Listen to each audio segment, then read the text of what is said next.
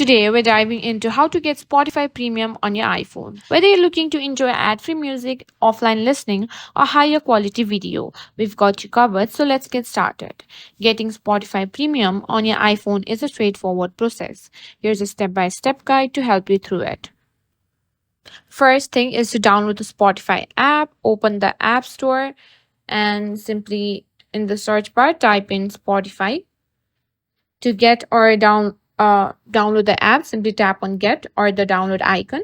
To install the Spotify app, once installed, open the Spotify app. Now, if you already have a Spotify account, tap to log in and enter your credentials.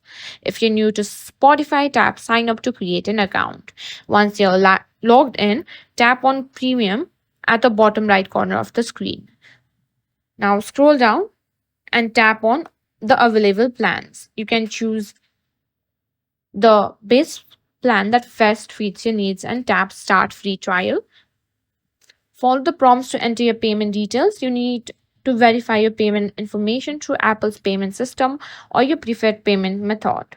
Review your subscription plan details and payment method.